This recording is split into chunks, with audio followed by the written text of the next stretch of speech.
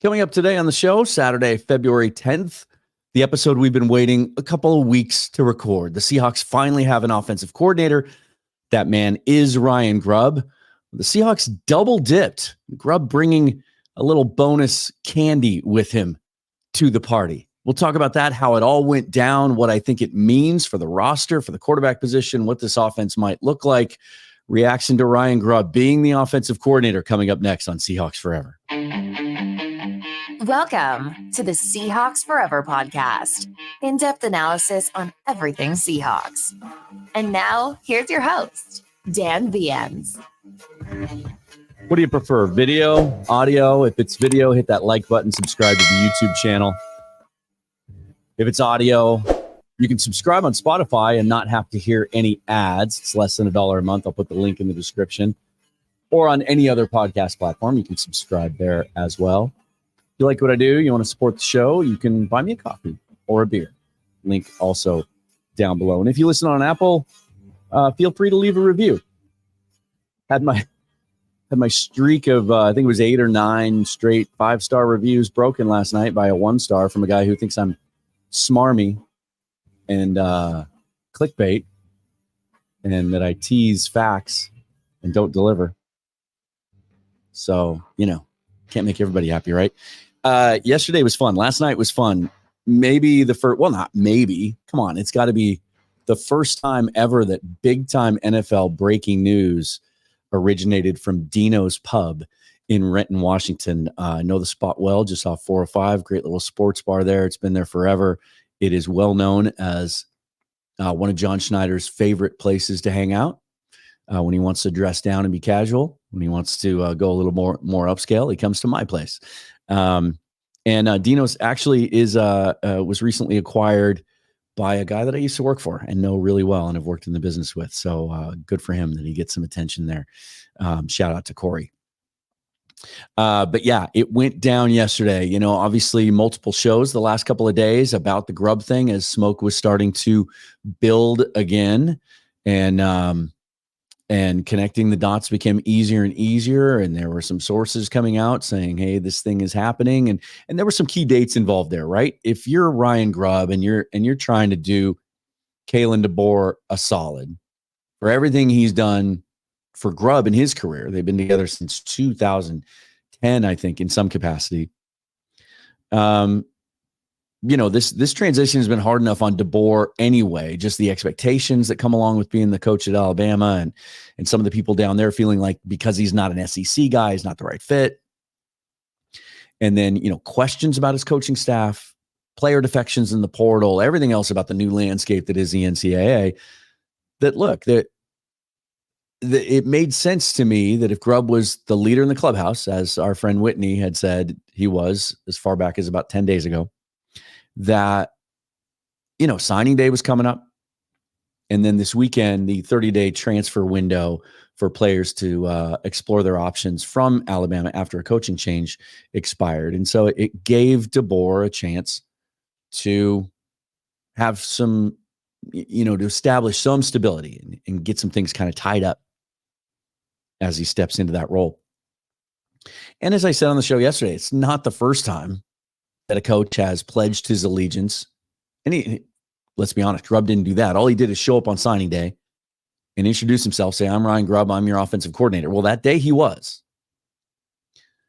He may or may not have been offered the job at that point, but we also know that since that day, the Seahawks had met at least one more time with Chip Kelly pretty clearly. And now there's some sourcing out there that this has been confirmed, that Kelly wasn't offered the Seahawks offensive coordinator job and thus turned around and took the job at Ohio State yesterday because he just wanted out of the head coaching business in the NCAA.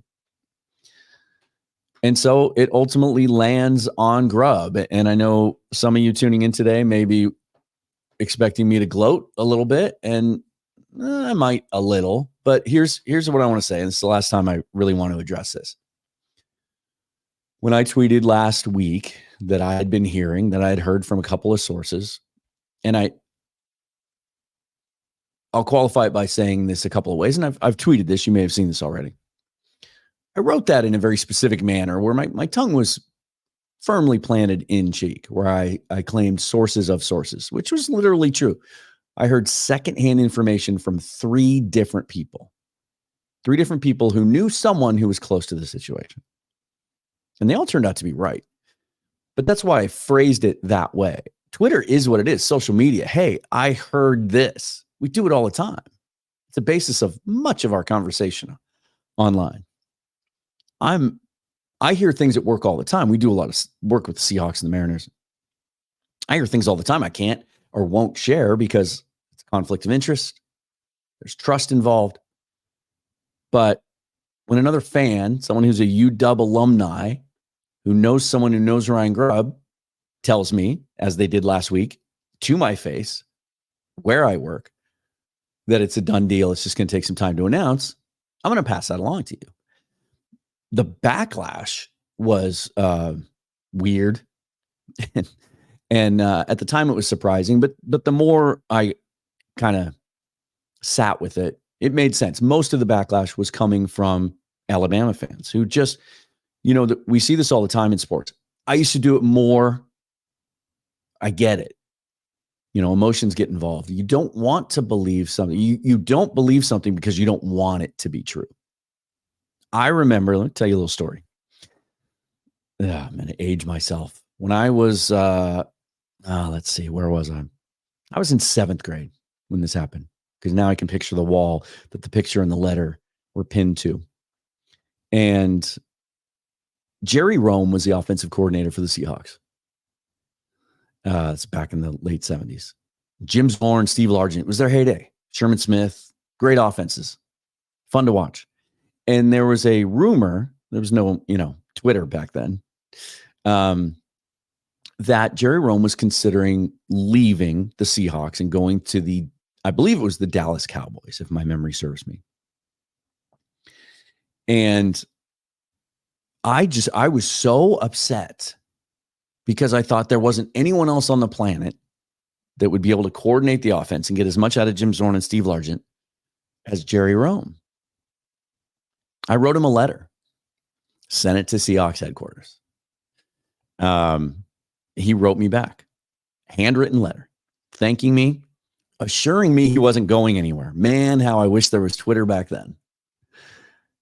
And then sent me 3 8x10 black and white glossy official team photos, one of himself, one of Steve Largent, one of Jim Zorn, which was autographed. I had those framed, saved them for years in moving around and college and back and everything else. I've long since lost those, and it's one of my great regrets. I've lost a lot of memorabilia over the years that I wish I had taken better care of. But people just they don't want to believe something that they don't want to happen. And I think Bama fans are still reeling from losing the legend, Nick Saban.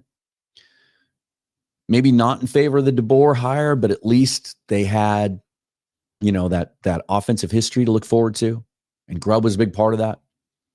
He had reportedly turned down the Bama job the year before,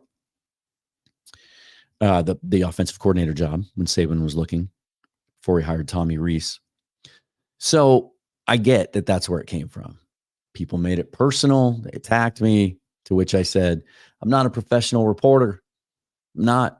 This is an independent production.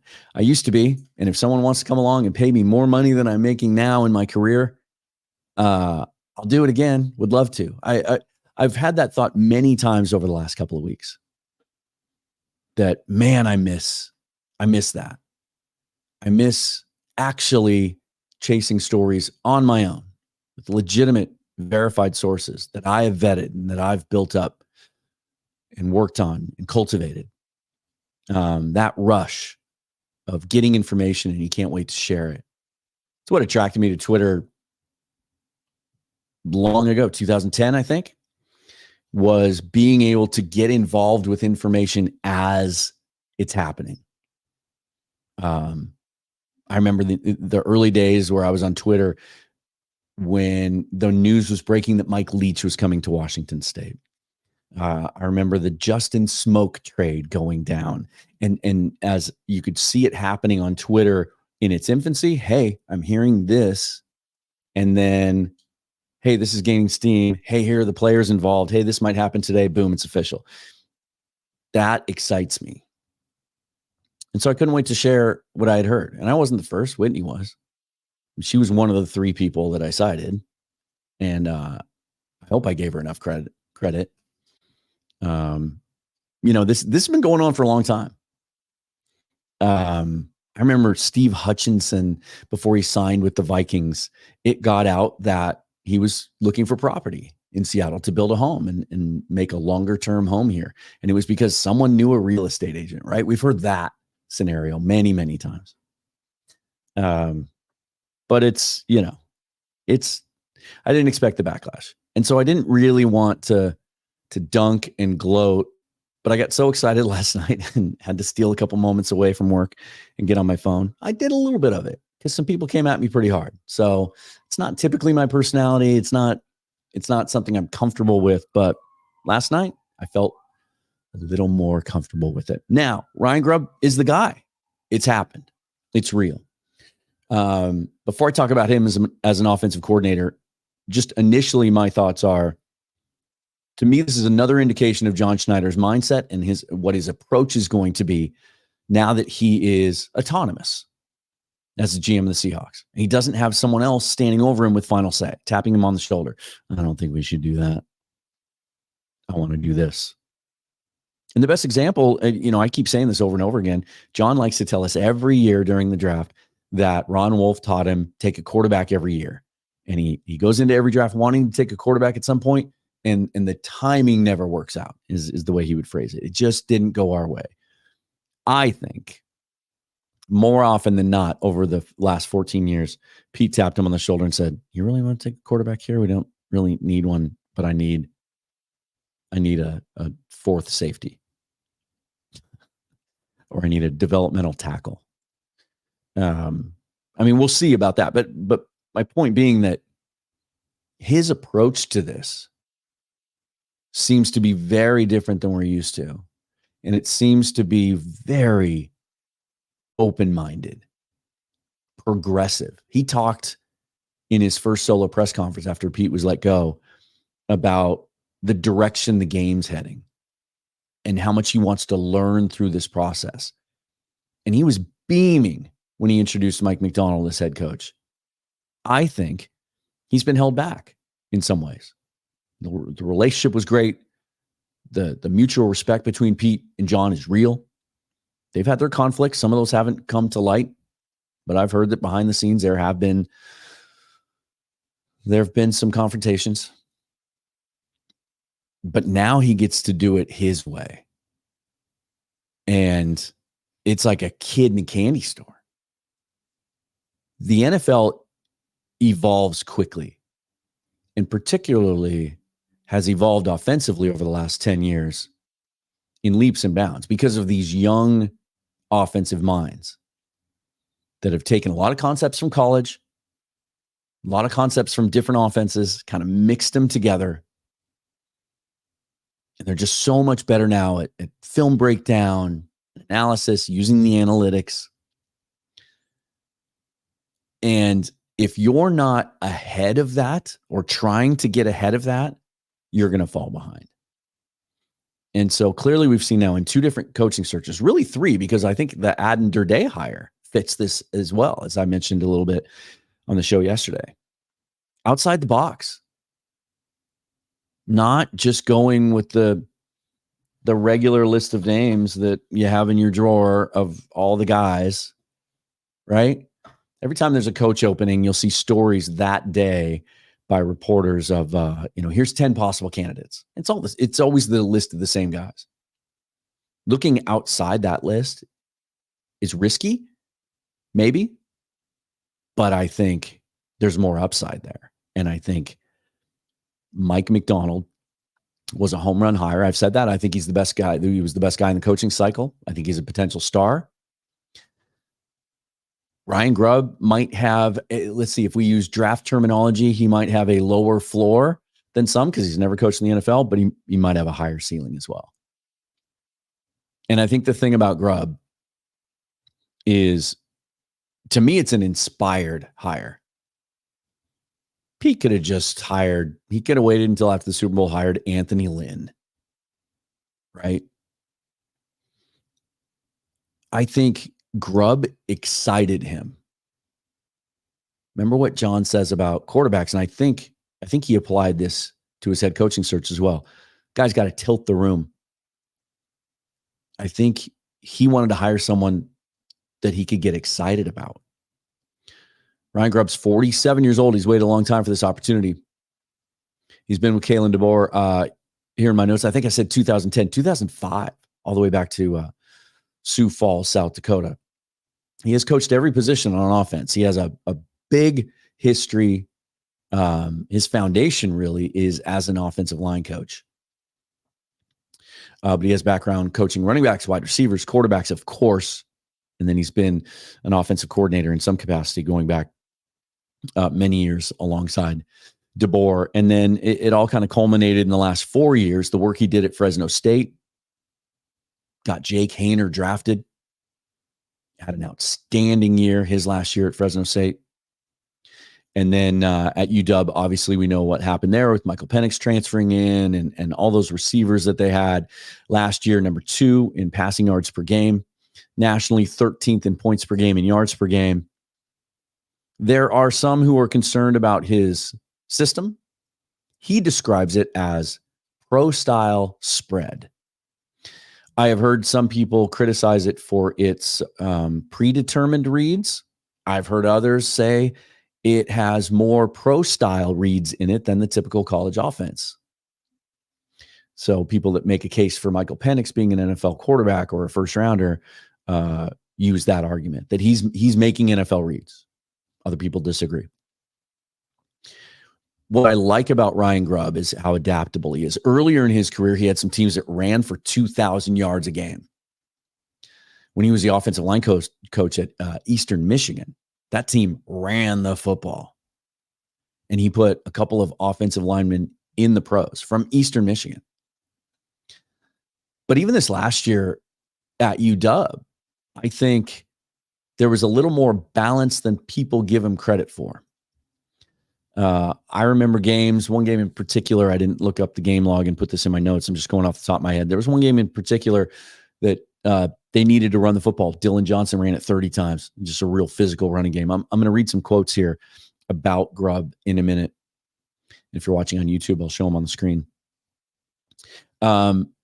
But how he uses his weapons and spreads his ball around. This is where it spreads the ball around. This is where you can really get excited. Like, UW had all those receivers last year, and he utilized all of them. My biggest problem with Shane Waldron, and really with all of our offensive coordinators over the years, has been personnel usage, not play calling per se. I think that's a lazy term to use at times. But to me, it's personnel usage. We didn't get the most out of Jimmy Graham when he was here. We have not gotten the most out of Noah Fant and all his talent the last couple of years since acquiring him from Denver. There have been times where we didn't get the most out of DK Metcalf, where he was being wasted. Early last season, JSN wasn't getting involved. Our tight ends would be totally ignored at times, not throwing the ball to the backs and getting them involved. Look at these numbers last year. And this is with, Jalen McMillan was injured for much of the season, or I think, these numbers would have been a little bit more spread out. But Rome Odunze, of course, the number one guy there, 92 catches, 1,640 yards, 13 touchdowns. Jalen Polk, 69, 1159, and 9. Jalen McMillan, 45 catches, 559, 5 TDs. Jack Westover, their tight end. I think he's in the draft this year. Is he not? Wink, wink. 46 catches, 433 yards, 4 touchdowns. And through all of that, Dylan Johnson ran for 1,200 yards, scored 16 times, and he wasn't healthy all year. Or they may have been a little more balanced. They averaged 38 passes a game and 27 runs. Now, that's a lot of plays to average. They ran tempo a lot. Don't know if you can get away with that in the NFL. Although I'm excited that we might see it at times. How often did some of us call for that during Russell's years? He was good at that. They didn't do it enough, I felt like. Offense is struggling. They seem like they're stuck in the mud. Let's hurry it up. We'd see it from time to time, but it would never stick. You think about Metcalf in the Odunze role. Let's say Lockett in the Polk role and JSN in the McMillan role, or flip those two guys around. I've seen a lot of this on Twitter the last 24 hours or 18 hours. DK Metcalf's going to be an all-pro now. JSN's going to catch 100 balls with Ryan Grubb calling the shots. Those running backs are going to run wild. There's been some question about his middle of the field usage, but is that the quarterback or is that the play caller? Now, what does it mean for the quarterback? Two very, very different schools of thought in the assumptions people are making today. I'm not sure exactly where I land on this yet. One is, hey, John's going, he's blowing everything up. He's going with these crazy outside the box hires. He's going to go rookie quarterback. They're going to take a step back for a year or two and then try to build it that way. The other thought is Geno Smith would fit that offense. Look at the kinds of throws that Penix thrived on the last couple of years.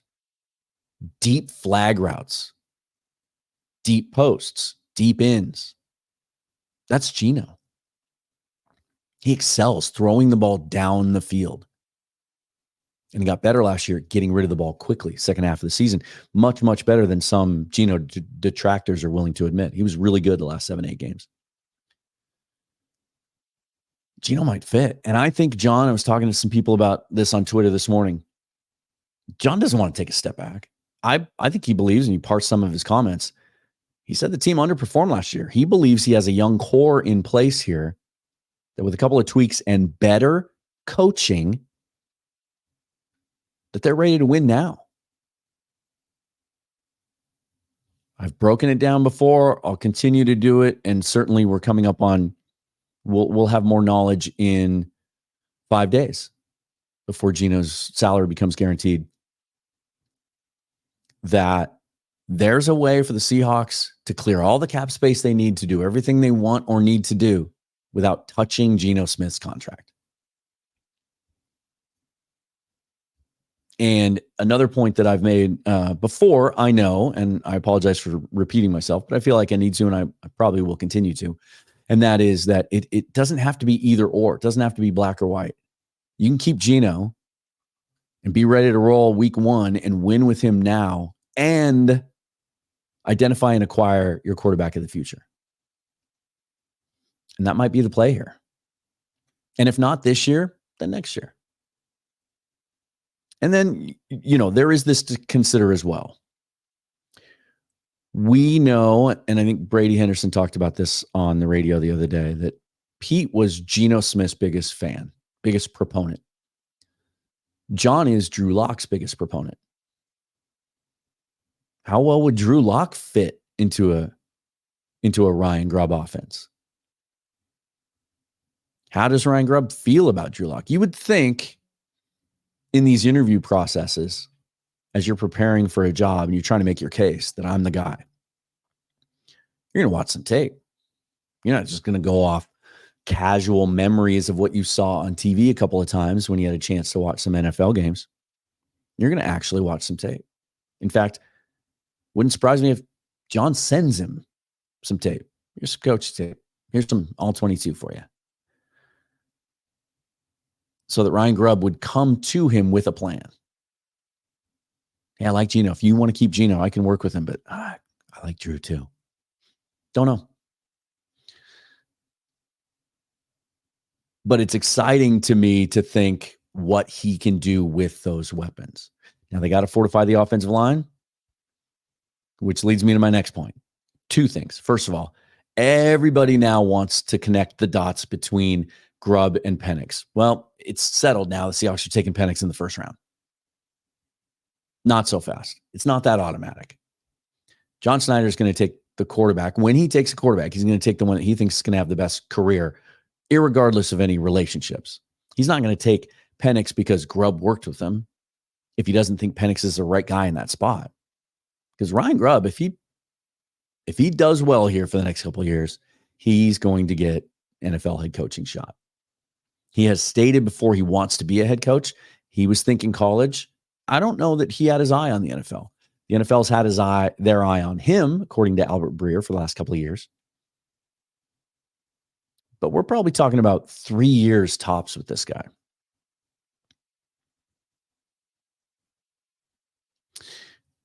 And so the best quarterback is the best quarterback. Remember Pete's first draft. The Seahawks had 2 draft picks in the top 15.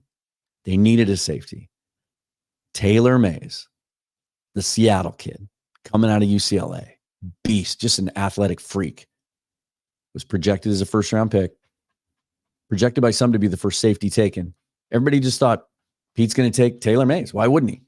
He passes on Taylor Mays and takes Earl Thomas. Some people, including an old friend of mine, were livid that day. This is a disaster. Who ended up having the better career? It's not even close, right? It may be a similar situation this year. I would submit that if you're looking for connections, if you're looking for UW connections, how about Troy Fautanu or Braylon Trice? To me, those guys might fit better in the first round for the Seahawks. The other thing is that it is being reported that Scott Huff is also going to join Ryan Grubb and come to the Seahawks. And this might be just as big a news. Scott Huff, for the last 7 years, the offensive line coach at UW, has done stellar work. UW won the Joe Moore Award last year for the best offensive line in college football. I watched him a number of times. I watched him in that Apple Cup. They were nasty and physical. And as I just mentioned, there are a couple of linemen coming out of UW that would fit perfectly into what the Seahawks need this year. Fautanu is one of them. He played left tackle at UW. He's being projected inside because he's not that long, but he flattens guys. He has more of a guard mentality, if you ask me. But you got to like the fact that he's played some tackle. If Charles Cross goes down, you can kick him out. And then is it Roger Rosengarten? Is projected as more of a mid-round tackle. Had a good week at the Senior Bowl, so he might move into day 2. Needs to add some good weight. He's listed in some places at under 300. We'll see how he does at the Combine. I guess reportedly at the Senior Bowl, I think he hit 300. Really athletic. I think he's played right tackle mostly. Seahawks could do well to hedge against Abe Lucas not coming back healthy. We don't know his status. Just a couple of things to throw out there about potential connections is don't just leave it at Penix. There's a couple other guys too. And Braylon Trice, Matty Brown said the personnel is on hand for McDonald to succeed with what the Seahawks have already on defense. They just need more size and length on the edge. How about Braylon Trice? Big, long, physical, plays the run as well as he gets after the passer. It might make a lot of sense for the Seahawks as well. The Scott Huff news, I don't think, at least as when I hit record today, wasn't official, but that's a big hire. That Joe Moore Award is not handed out easily. And since it was established about 10 years ago, you just go back and look at the history. It's like, I think Alabama's won it 3 times. Michigan won it back-to-back years. Like, it's the big boys win that award, and UW got it last year. That's a lot of fun. So hit the comments, you guys. Talk to me. Tell me what you think.